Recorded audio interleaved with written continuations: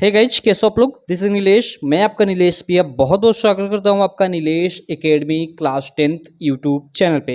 दोस्तों, आज की इस वीडियो में हम देखेंगे क्लास 10th वालों के लिए उनका सोशल साइंस यानी समाजी विज्ञान से कुछ इंपॉर्टेंट ऑब्जेक्टिव क्वेश्चन। जी है मेरे दोस्त, और ये सारे के सारे जो क्वेश्चन है आपका जो हिस्ट्री वाला पार्ट है ना, यानी इतिहास वाला, उससे संबंधित है।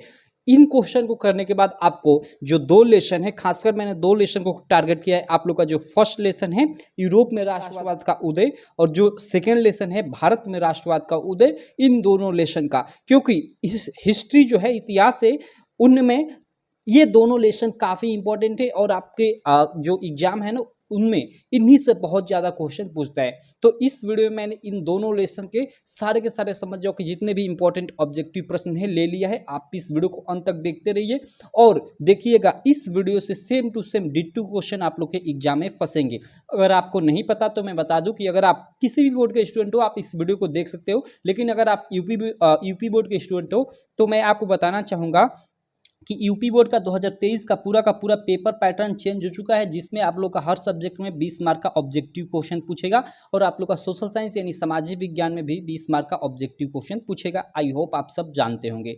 तो चलिए मैं एक एक क्वेश्चन करा देता हूं। देखो, पहला क्वेश्चन है कि यंग इटली सोसाइटी का संस्थापक कौन था। Very very important. Mazzini, Bismarck, Cavour, Garibaldi, कौन था आप बता सकते हो। देखो, यंग इटली सोसाइटी का अगर आप नहीं बता पाओगे तो चलो मैं बता देता हूँ, बाकी बता सकते हो तो मुझसे पहले आप कमेंट कर देना। इसका फर्स्ट का क ऑप्शन सही है, यानी मेजनी। ठीक है, यंग इटली सोसाइटी का संस्थापक मेजनी था। ठीक, चलो सेकंड प्रश्न देख लेते हैं भाई साहब। सेकंड प्रश्न है कि फ्रांस की क्रांति कब हुई। जो फ्रांस की क्रांति हुई थी वो कब हुई थी। तो देखो, फ्रांस की क्रांति 1788, 1888, 1789 या 1889, आप बता सकते हो। तो देखो, जो फ्रांस की क्रांति हुई थी वो 1789 ईस्वी में हुई थी। इसको आप लोग याद रखिएगा, काफी इंपॉर्टेंट चीज है। ठीक, चलिए अगला है, राष्ट्रवाद का प्रारंभ किस देश से हुआ। सिंपल, राष्ट्रवाद का प्रारंभ फ्रांस से ही हुआ था 1789 से। ठीक, चलो अगला हम लोग प्रश्न देख लेते हैं। अगला जो 4 नंबर प्रश्न है, आप लोग स्क्रीन पे देख सकते हो। फ्रांस में गणतंत्र की घोषणा कब की गई। ये भी काफी इंपॉर्टेंट प्रश्न है कि फ्रांस में गणतंत्र की घोषणा कब की गई। तो 1848 ईस्वी में फ्रांस में गणतंत्र की घोषणा की गई थी। इसे आप लोग याद रखिएगा, कई साल आप लोग के बोर्ड एग्जाम में आ चुका है।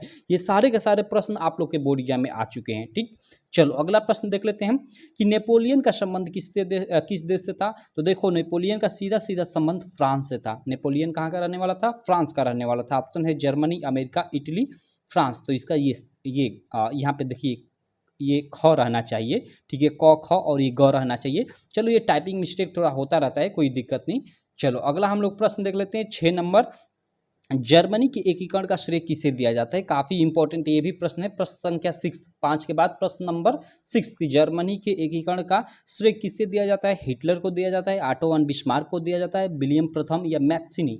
आप बताओ इसका कौन सा ऑप्शन सही है। तो इसका जो मतलब सही ऑप्शन है वो है इसका ख, यानी सेकंड वाला ऑप्शन, ऑटो वन बिस्मार्क। जो जर्मनी के एकीकरण का श्रेय जिसे दिया जाता है, या जर्मनी का एकीकरण किसने किया, तो ऑटो वन बिस्मार्क ने किया। इस चीज को आप लोग याद रखना। बाकी ये अभी आप मेरा जो ये नीलेश एकेडमी क्लास 10 है, ये न्यू चैनल है। इससे पहले मैं बता दूं कि मेरा एक और चैनल है, ये सुपर फास्ट क्लासेस, शायद आप लोग जानते होंगे, इससे भी फॉलो कर सकते हैं। ठीक है, ये मेरा ओल्ड चैनल है और ये मेरा व्हाट्सअप नंबर है। बहुत सारे लोग मांग रहे थे मेरा व्हाट्सअप नंबर इस चैनल पे, तो ये ले लो। इससे आप व्हाट्सअप ग्रुप में जुड़ जाना, जहाँ आपको वीडियोज का लिंक सब मिलता रहता है, स्टडी मटेरियल सब। तो ये व्हाट्सअप नंबर है, इसका स्क्रीनशॉट आप लेकर रख लो और आगे के भी प्रश्न आप लोग देख लो। उसके बाद इस पर मैसेज कर देना और आपको लिंक मिल जाएगा। लिंक पे क्लिक कर ज्वाइन हो जाना, और वहाँ पे ज़्यादा आप मैसेज हाय हेलो कैसे हो ये सब मत करना, केवल ज्वाइन हो जाना। ठीक है, चलो अगला प्रश्न हम लोग देख लेते हैं। आगे के प्रश्न, ये हम लोग का प्रश्न संख्या, और यहाँ पे देख लो एक चीज़ मैंने लिखा है कि 1848 में फ्रेडरिक सारोई ने 4 चित्रों की श्रृंखला बनाई। तो इस चीज़ को भी याद रखिएगा। कभी कभी आप लोग एग्जाम में ऑब्जेक्टिव क्वेश्चन बनाकर ऐसे दे देगा कि 4 चित्रों की श्रृंखला किसने बनाई, या फ्रेडरिक सारोई ने 4 चित्रों की श्रृंखला कब बनाई।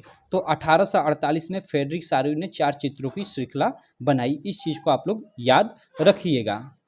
चलो अब हम आगे के प्रश्न देख लेते हैं, तो इसको आप लोग याद रखिएगा।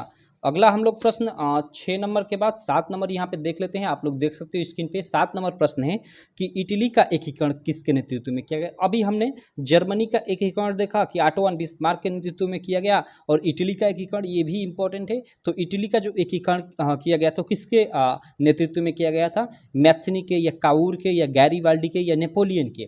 ठीक है, तो इसका ऑप्शन सही है जिसपे गैरीवाल्डी। जी हाँ मेरे दोस्तों, ये इसका थर्ड ऑप्शन सही है, ये आप लोग याद रखिएगा। ठीक, तो 7वें का ये आप लोग का ग ऑप्शन सही हो जाएगा। चलो 8वां प्रश्न देख लेते हैं। 8वां प्रश्न है कि करो या मरो का नारा किसका था। ओके, ये भी काफी इंपॉर्टेंट प्रश्न है कि करो या मरो का नारा किसका है। ये तो आई होप सब लोग जानते होंगे, महात्मा गांधी। करो या मरो का नारा किसने दिया था, महात्मा गांधी ने दिया था। ठीक, चलो ये हम लोग का 8 नंबर प्रश्न हो गया। 9 नंबर प्रश्न देख लेते हैं। महात्मा गांधी अफ्रीका से भारत वापस कब लौटे भाई, 1915 में। ठीक, चलो अगला प्रश्न 9 के बाद 10 नंबर। 13 अप्रैल 1919 किस घटना से संबंधित थे। VVI question, very very important, निश्चित है आप लोग के बोर्ड एग्जाम में आएगा। 13 अप्रैल 1919 देखो आप लोग का जो घटना है यह जलियांवाला बाग हत्याकांड से संबंधित है। अब जलियांवाला बाग हत्याकांड क्या था, तो देखो क्या था कि 13 अप्रैल 1919 को ना कुछ नहीं, बहुत सारे लोग पंजाब के अमृतसर में एक जगह है जलियांवाला बाग नामक, उसी जगह पे बहुत सारे लोग जुटे हुए थे। वो मतलब अंग्रेजों का विरोध करने के लिए कुछ प्लानिंग कर रहे थे, और उसके अलावा बहुत सारी चीज़ें वहाँ पे मतलब और भी जो राजनीतिक दल थे जुटे हुए थे, और आपस में कई मुद्दों को लेकर बातें कर रहे थे। ठीक है, और उसी समय रॉलेट एक्ट भी आया था। जो ये रॉलेट एक्ट है ना, ये मार्च 1919 में आया था। तो इसका भी विरोध जताने के लिए लोग वहाँ पे उपस्थित हुए थे। ठीक है, तो क्या हुआ कि ये मतलब अंग्रेज अधिकारी एक था जनरल डायर, बहुत सारे अंग्रेजों की सेना लेकर गया, और वहाँ पे जो लोग थे ना उन पे गोलियों की बौछार कर दी, और वहाँ पे बहुत सारे लोग मर गए। ठीक, तो उसी को जलियांवाला बाग हत्याकांड के नाम से जाना जाता है। तो इस चीज़ को आप लोग याद रखिएगा। तो जलियांवाला बाग हत्याकांड 13 अप्रैल 1919 को हुआ था। तो वही क्वेश्चन बना दिया कि 13 अप्रैल 1919 किस घटना से संबंधित है, तो जलियांवाला बाग हत्याकांड। रॉलेट एक्ट क्या था भाई, तो रॉलेट एक्ट ना एक मतलब अंग्रेजों द्वारा लाया गया एक ऐसा कानून था जिसके आधार पर वो मतलब जो भारतीय थे उनको केवल शक के आधार पर गिरफ्तार कर सकता था, और 2 साल की सजा भी सुना सकता था। ये मार्च 1919 में लाया गया अंग्रेजों द्वारा एक कानून था, रॉलेट एक्ट। ठीक, उसके बाद असहयोग आंदोलन, इसमें एक ऑप्शन है। तो देखो असहयोग आंदोलन तो गांधी जी द्वारा 1920 में चलाया गया था, आप सब लोग जानते हो। साइमन कमीशन क्या था कि 1928 में यह भारत में आया था, और यह अंग्रेजों द्वारा बनाया गया 7 सदस्यों की एक कमेटी थी, जिसमें एक भी भारतीय सदस्य शामिल नहीं था, इसलिए इसका जमकर विरोध हुआ। और ये साइमन कमीशन क्या था, तो ये भारत में संवैधानिक कानूनों को बनाने के लिए बनाई गई एक कमेटी थी, बस सिंपल है। इसका मतलब साइमन वापस जाओ के नाम से मतलब बहुत भारत में जमकर विरोध हुआ। तो चलो आई होप ये चारों ऑप्शन भी आपको मतलब मैंने एक्सप्लेन कर दिया, क्लियर हो गए होंगे। उसके बाद 10 के बाद 11 नंबर प्रश्न है कि महात्मा गांधी ने असहयोग आंदोलन कब प्रारंभ किया। ठीक है, 1914, 1915, 1918, ये गलत ऑप्शन मैंने डाल रखा है, यहाँ 1920 कर लो, 1920, और यही आपका सही हो जाएगा। क्योंकि महात्मा गांधी ने असहयोग आंदोलन है, इन्होंने 1920 में प्रारंभ किया था। ठीक है, एक सविनय अवज्ञा आंदोलन है इनका फेमस आंदोलन, जो 1930 में प्रारंभ किया गया था, और एक भारत छोड़ो आंदोलन जो 1942 में, आप सब लोग जानते हो। तो इन 3 आंदोलनों को आप लोग याद रखिएगा। चलो अगला प्रश्न देख लेते हैं। यहाँ पे अगला प्रश्न है कि भारत आने पर गांधी जी ने सबसे पहले कौन सा सत्याग्रह आंदोलन किया। ऑप्शन है चंपारण सत्याग्रह आंदोलन, अहमदाबाद आंदोलन, खेड़ा सत्याग्रह आंदोलन, या बारडोली सत्याग्रह आंदोलन। तो इसका सही ऑप्शन है क। महात्मा गांधी सबसे पहले जब वहाँ अफ्रीका से वापस आए, तो चंपारण में जो मतलब नील की खेती करने वाले किसान थे, उनके साथ मिलकर अंग्रेजों का विरोध किया, यानी एक तरह से अंग्रेजों के खिलाफ सत्याग्रह आंदोलन किया बोल सकते हैं। ठीक, तो ये 12वां का ये फर्स्ट ऑप्शन सही है। उसके बाद चलो आगे हम लोग चलते हैं। आगे यहाँ पे मैंने एक थोड़ा चीज़ लिखा है, वियना संधि क्या है। तो देखो 1815 में ऑस्ट्रिया, रूस, प्रसा और ब्रिटेन ने मिलकर नेपोलियन को हरा दिया, और नेपोलियन और इन देशों के बीच एक संधि की गई जिसको प्रसा संधि के नाम से जाना जाता है। ठीक है, प्रसा संधि बोल रहा हूँ, वियना संधि के नाम से जाना जाता है। ठीक है, तो इस चीज़ को आप लोग याद रखिएगा। बाकी ये मेरा सुपर फास्ट क्लासेस चैनल है, ये नंबर ये तो मैंने आपको पहले बता ही दिया। चलो इसका क्या आगे हम लोग देख लेते हैं। आगे इधर कुछ प्रश्न हैं, इनको हम पहले देख लेते हैं और फिर इस वीडियो का एंड करते हैं। देखो अगला प्रश्न है कि महामंदी का किस महामंदी का किस प्रारंभ किस वर्ष टाइपिंग मिस्टेक है भाई। महामंदी का प्रारंभ किस वर्ष हुआ, ये प्रश्न रहना चाहिए।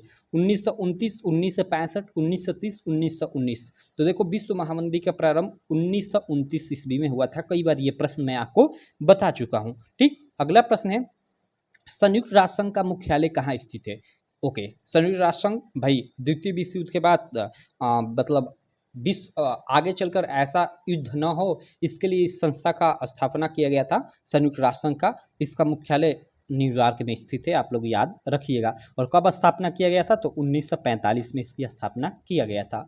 चलो अगला प्रश्न है 14 के बाद 15 नंबर कि कपास की खेती के लिए कौन सी मृदा उपयुक्त है। वेरी वेरी इंपॉर्टेंट, ये प्रश्न भी आ सकता है आप लोग के एग्जाम में, D2 फंस सकता है। काली मिट्टी, जलोढ़ मिट्टी, लैटराइट मिट्टी, यहाँ देखिए मृदा, मिट्टी मीन्स वही मृदा, लाल मृदा। ठीक, तो कपास की खेती के लिए सबसे उपयुक्त मिट्टी काली मिट्टी है, काली मृदा है, जो महाराष्ट्र में, जी हाँ मेरे दोस्तों, अधिकांशतः महाराष्ट्र में पाई जाती है। तो ये थे हम लोग के 15 काफ़ी इंपॉर्टेंट प्रश्न जो इस वीडियो में मैंने शामिल किया था। आशा करता हूँ ये सारे के सारे क्वेश्चन आपको मेरी मतलब वीडियो के संग संग ही क्लियर हो गए होंगे। नहीं क्लियर हुए तो इनको आप क्लियर कर लीजिएगा, क्योंकि इनसे D2 आप लोगों के एग्जाम में क्वेश्चन देखने को मिलेगा। बाकी इसी प्रकार की बहुत सारी वीडियोज मैंने चैनल पे अपलोड कर रखा है। अगर आप अभी तक उनको नहीं देखे हैं तो आप चैनल पे जाइए और उन वीडियोज़ को ज़रूर देखिए, आपके एग्जाम के लिए वो काफ़ी हेल्पफुल होंगे। तो चलो इस वीडियो में इतना ही रहने देता हूँ, मिलता हूँ आपसे नेक्स्ट वीडियो में। तब तक के लिए थैंक यू।